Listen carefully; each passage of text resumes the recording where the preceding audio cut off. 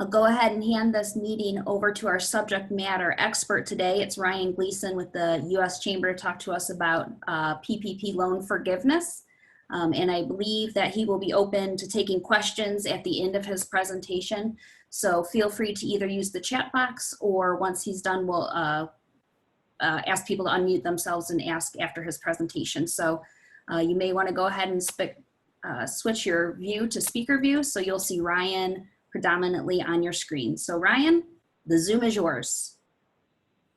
Thank you, Jacqueline. Thanks for having me on. Good to be with the folks of Greater Medina and Ohio. My name is Ryan Gleason. I work for the U.S. Chamber in the Great Lakes region, where we represent Illinois, Indiana, Ohio, Michigan, Kentucky, and Pennsylvania. I'm stationed out of here in Chicago, and hopefully not in the too far future, it can be with you soon. Before I go into our PPP forgiveness presentation, what that looks like, I just want to give you a few quick updates of what we've been up to at the Chamber. Last week, we released our 2019 recipients of our annual Spirit of Enterprise Award. As many of you are aware, this award recognizes members of Congress who have earned a 70% or higher pro-business score on our How They Voted scorecard on issues that we've targeted mean the most to the business community. For the first time ever, we included factors such as bipartisanship and leadership.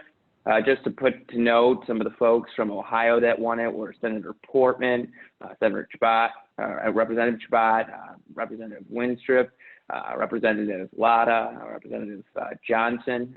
Some of you remember Congressman Gibbs, and then we also had Representative Turner, Representative Balderson, Representative Joyce, Stivers, and also for some of you, Congressman Anthony Gonzalez. But other than that, Jacqueline had mentioned to me before the call, we were going to have this call potentially last Thursday. But last Thursday, we had our National Summit of Equality of Opportunity, where we had public and private sector leaders come together to discuss an array of issues and kind of centered the underlying challenges driving inequality for Black Americans in our community. It was a widely reviewed event. We had about 4,000 people watch live. In total, now we've had over 8,000 people join us. So with that, Jacqueline, I will kind of turn over to my presentation here. I will share my screen, and then if folks want to include at the bottom of the Zoom page, I'm sure most of you are aware, if you want to ask any questions, I'm happy to come back and share with you or try and answer the questions as best as I can. And with that, I guess we can kind of get going here. And Jacqueline, if at any point you can't hear me fine, feel free to just give me a shout out. Okay, so I mean today, great. So today we're going to go through the forgiveness portion of the Paycheck Protection Program, or PPP. Unfortunately, like a lot of government programs, its rules are often very complicated and counterintuitive, particularly when it comes to loan forgiveness aspect of the PPP program. So we'll spend a little bit of time discussing a step-by-step process about how we approach loan forgiveness under PPP. So first, let's start off with a quick overview. As you may remember, the Paycheck Protection Program was created by the CARES Act, that $2.2 trillion record-setting piece of legislation at the end of March. The best feature of this new program is that it's a loan that can turn into a grant. All the proceeds that a business receives can be forgiven depending on the amount small businesses uses from those proceeds. So you'll note there have been two recent actions on the forgiveness portion of the Paycheck Protection Program. So first, the Treasury Department and the Small Business Administration, the SBA, which administers the program, released an application form and instructions for forgiveness. There's been two different forms. At first, the one back in mid-May or early May, it was an 11-page form. They shrunk it down to a 5-page form.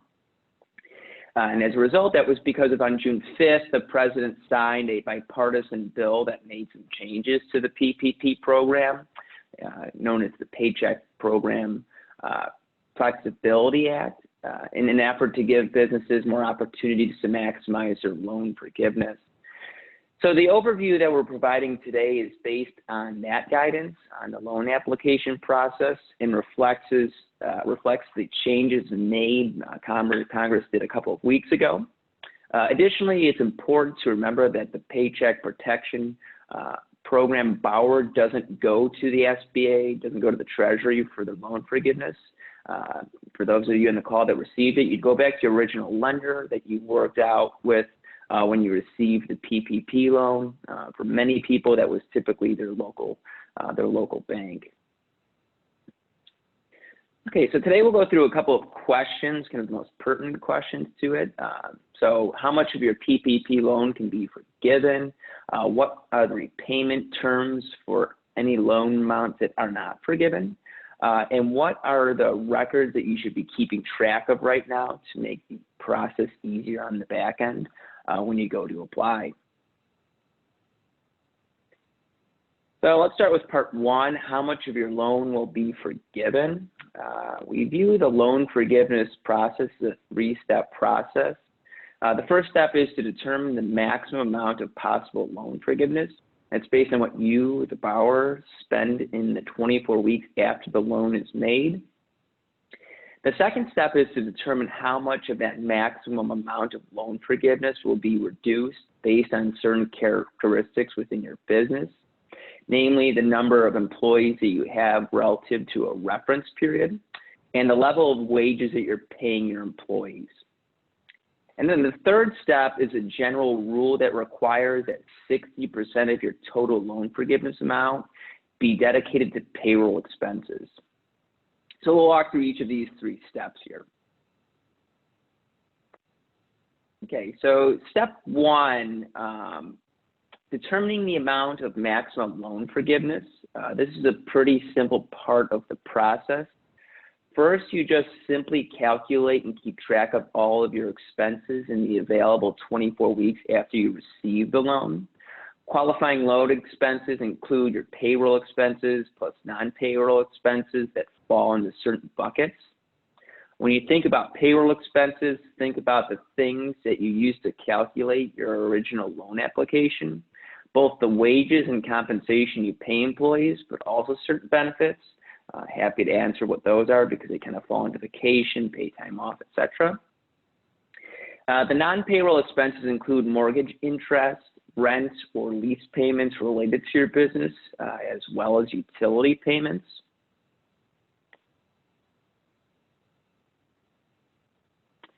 So the second step of this two-step process is to figure out when your 24-week period begins. Or began. This is one of the most confusing aspects of the PPP program, particularly when you only had 8 weeks to spend the money. But with the extension to 24 weeks, hopefully this time period should be adequate to fully maximize your loan. Either way, the Treasury Department and the Small Business Administration, there are two options for when your 24 weeks can begin. So your 24 weeks begins on the day you received your PPP loan, the day that it was dispersed to you. So remember, you went to the bank, you filled out the forms, you received the notification. The bank account then deposited your loan proceeds into your bank account, and that is the day your 24-week clock is started. Now, there's been questions about if you happen to be a business who pays your employees biweekly or even more frequently, say on a weekly basis, you do have another option. You can start the 24-week period on the first day of the first pay period that begins after the date in which you receive the proceeds of your loan into your bank account. So if you fall under that category, this might make your accounting a lot easier to put that as your start date. So quick tip, I know that a number of people on the call today probably use online calculators to figure out exactly how many days 24 weeks is, being 168 days. So remember, day one, the day you received your loan amount counts, and you'll have to calculate that to determine the amount of days that you have to spend. Step two, determine the amount, if any, by which the maximum loan forgiveness will be reduced. So the first part of this calculation is a question about whether or not you reduce salaries or wages by more than 25%. So if you have employees who in 2019 earned $100,000 or less, or who were not employed by you in 2019, you have to look at how much you were paying these employees in that 24-week period for your loan forgiveness compared to the period from January 1st to March 31st of this year. So simply put, if you reduce the compensation by more than 25%, unfortunately, your loan forgiveness amount will also be reduced. The loan forgiveness can also be reduced if you reduce your average number of employees. So here again, the federal government is going to look to your number of full-time equivalent employees, or FTEs, so that also would include part-time work, during those 24 weeks after the origination of your loan, and then compare your number of FTEs to a reference period on the right there. So here borrowers get to choose the reference period. They can look back to February 15th to June 30th of 2019, or January 1st to February 29th of 2020. There's seasonal employers, so they have a range of choices over a 12-week period that you can see there from last year. So here you're going to look at the number of FTEs you had during those 24 weeks, and you're going to compare it to the number of FTEs in your reference period. If those number of FTEs in those 24 weeks is smaller than your reference period, you're going to lose some of that loan forgiveness.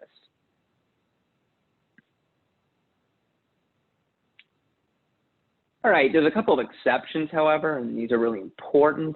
We know that a lot of the small businesses have had a hard time bringing back their employees into the workforce, in particular with that federal additional benefit of unemployment insurance.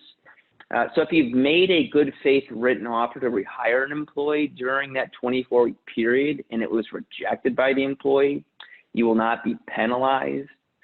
Similarly, if an employee was fired for cause or voluntarily resigned, or they requested a reduction in hours, you will also not be penalized. There's a very important safe harbor here with respect to the reduction in wages and the reduction in FTEs. If you've done your calculation and you realize that because of some of the wage reduction or the FTE reduction, you're going to lose some of that loan forgiveness, you do have a safe harbor that you can avail yourself to. This was a result of that June 5th legislation that passed. So important here, if you restore the wages or restore the number of employees you had by the end of this year, December 31st, 2020, based on the parameters that we've outlined here, then you won't lose any of that loan forgiveness. I'll give folks on the call to take a moment if they're taking notes. And then also, Jacqueline, I'll share with you these slides and a guide that I'll go over at the end that you can feel free to share with your members as well. Perfect, thank you. Okay, so now that's step 3. So after you've done all these calculations, we apply the 60% rule. Remember, this was the 75% rule prior to the new law that passed on June 5th. So it's pretty simple here. If you add up the maximum amount of loan forgiveness after you've taken into consideration all of your expenses, and then you divide that amount by 0.6, then you compare that to your wages. So if your wage expenses are less than 60% of your total, you're going to lose proportionally some of your loan forgiveness.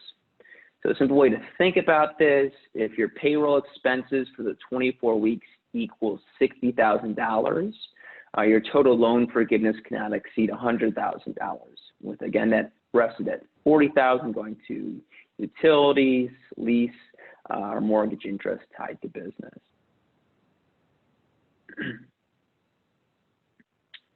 So now we have all the calculations, and we get to the good part, which is how much of your loan will be forgiven. This might be the simplest part of the entire process.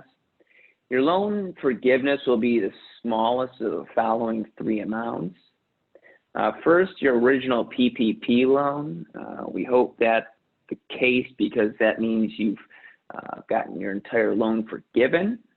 Second, the maximum loan forgiveness calculated from step 1 minus any reductions from step 2. Or thirdly, the maximum amount calculated using the 60% rule, that rule that we've just gone over.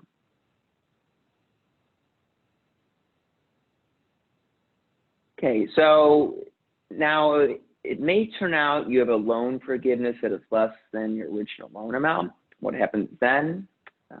Well, that's the part that's not forgiven or to be paid back in 5 years at a maximum rate, interest rate of 1%. And the payments are deferred for the first 6 months after the loan is originated. So 5 years at a maximum rate of 1% with 6 months deferral. Remember, there's no prepayment penalties or fees if you decide to pay the money back early.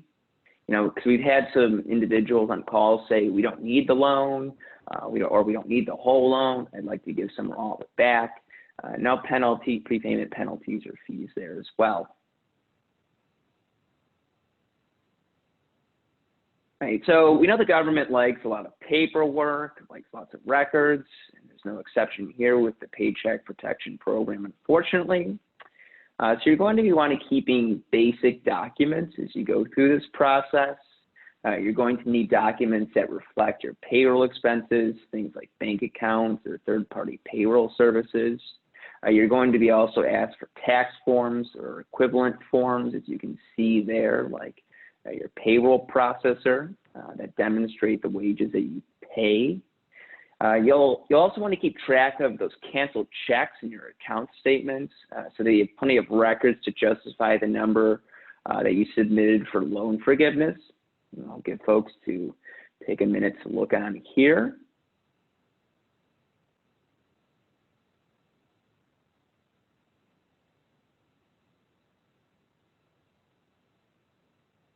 You're also going to need documentation about your FTEs in your non-payroll expenses here.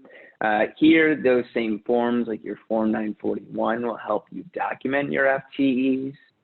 Your non-payroll expenses, things like mortgage interest, business rent, utility payments, copies of your current lease, your amortization schedule for your mortgage, invoices for those utilities will be the basic things you'll be asked to keep track of and likely submit when you make that forgiveness application to your lender.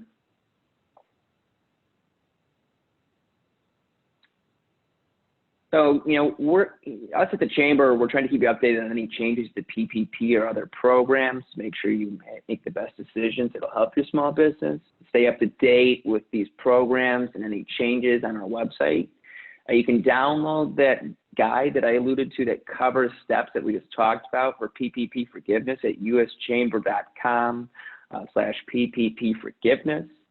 These guides have been so successful that, in fact, just to apply for the Paycheck Protection Program, the Small Business Administration was using our guide in their social media posts because people found it very easy to understand and wasn't laden with government language. And you can also see some of our other guides at uschamber.com/Small Business Administration, such how to apply for a PPP, or those EIDL loans, which are the emergency injury disaster loans.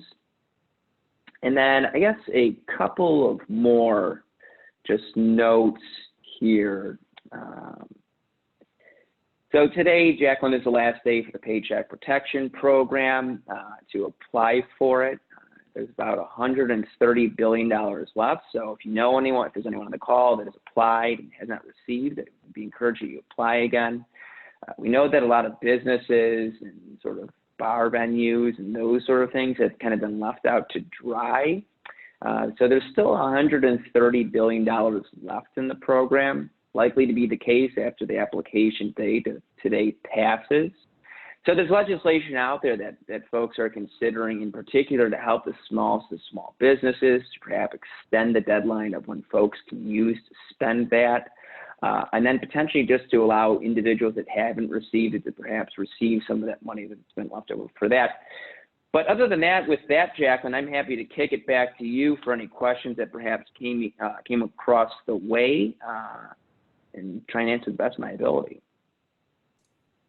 Sure. We have one question from the chat asking, can you explain the disaster relief that you mentioned? Sure. So the economic injury disaster loans, also known as EIDL loans, those have been around for a long time. You know, for example, if someone in your town experienced a tornado before, you would apply for these. This was originally part of the CARES Act, funding for it was. But these are specifically for loans. They do not turn into grants. There were emergency grants that were tied to the loans. So if you applied for the emergency disaster loan, you could apply for this $10,000 emergency grant that a lot of folks had received. The issue, much like PPP, is that the funding for the program kind of became depleted really quick just for the amount of people that were on for it. But then again, when PPP was re-upped with another $310 billion, EIDL loans as well were re-upped with another $60 billion. Those loans were then put on halt for agricultural only related business. Well, about 2 weeks ago, that strictly specific reservation for agriculture businesses were lifted. So if you're looking to use this EIDL loan, I would suggest applying for it. There's an important caveat here, though. You can't take all of these programs that have made themselves available to you. You can't take PPP and EIDL loan to essentially pay the same bills. It's typically suggested that you would apply to PPP to continue to pay your employees, and then use EIDL to potentially make up for lost capital during this time as well. And so you apply for EIDL loans through the Treasury Department. Another note to make for if you're applying for forgiveness for PPP, the best way to simply find it, if you go to Google or if you go to the Small Business Administration's webpage, you type in PPP forgiveness application. It's a pretty thorough 5-page document that you can print off using our guide and what we've discussed here today to help fill it out. You would then bring it with the lender that you worked with as well. If you're unable to print it off, I think you'd be able to go to the lender that you had found. They should have copies available, and they should be able to help you run through this. I've been on calls before saying, you know, should I hire an accountant? That shouldn't be the case. The application itself is very straightforward, though thorough. And your lender, in the event that you're not able to fill it out with their guide or kind of just through stuff that you've had before, should be able to help you in that regard as well. Perfect. And another question, when can banks start receiving loan forgiveness applications? They can start receiving it depending on whether or not you've already exhausted all of your money or if you want to ride out that 24 weeks. Another important point, so there's an option to you don't have to necessarily extend out the 24 weeks. Borrowers that received the loan before June 5th, which a number of you did, and that June 5th is when that Flexibility Act was signed. So borrowers that received the loans before June 5th can choose to use the original 8-week period after the origination for determining their loan forgiveness. So basically, they can reach out to their banker now and start walking through that process. That's correct. You mentioned it, and I was curious, talking about the extra $600 unemployment, federal unemployment, I don't know what to call it, grant money, whatever. What's your indication? Do you think that will expire in July, or do you think they will extend that? Do you have any grasp on that? It's a good question. So right now, a lot of people were sort of feeling, so the CARES Act, that PAC that had PPP, EIDL, a number of other provisions for mid-sized and larger businesses known as Phase 3. We thought around this time that Congress would be back in session, debating over a Phase 4 bill and what that would look like. Fortunately, you know, issues in society have changed. Congress is more or less focused on policing reform issues. And so what we see as Phase 4 is kind of heading towards the end of July and early August. That additional $600 benefit, the unemployment benefit from the federal government, is phased out at the end of July, and so I think that's when the real debate about what if it's going to happen. We at the Chamber don't advocate for continuing this additional benefit. We know that businesses had to lay people off, and now that people are laid off, they're having a tough time bringing them back because in particular cases, they're making perhaps more money than they actually would be working. So it's a disincentive. Sort of ideas that we've heard is, for one, to phase it out from 600 to 450 a week to then 350 a week. An idea that we really like at the Chamber to perhaps use it just to cancel it in general and then have it as a return to work bonus. But us at the Chamber are not in favor of continuing the $600 flat weekly federal benefit for unemployment purposes. Thank you. I appreciate it. Anybody else with any questions? We'll give it a minute. You can feel free to type them in the group chat, or if you want to privately send it to me if you'd like to ask it a little bit more anonymously. I'm sure Ryan would be happy to answer any questions additionally that you may have. And then the other thing, Ryan, you're going to send me the presentation and the guide, and I can send it out to all of the participants today, right? So what you said? Please. Perfect, perfect, perfect. Okay, not seeing any other additional questions come in, but I do know how to reach Ryan outside of this Zoom meeting. So if anybody has anything, please feel free to shoot me an email and I will get us in touch with Ryan and get your question answered, hopefully. So thank you, Ryan, very much for taking the time today. We appreciate all of the information. And for those that chose to join us today, thank you for being with us. And I hope everybody has a great rest of the day. Thanks for having me. Enjoy the 4th of July this weekend. Thanks, Ryan.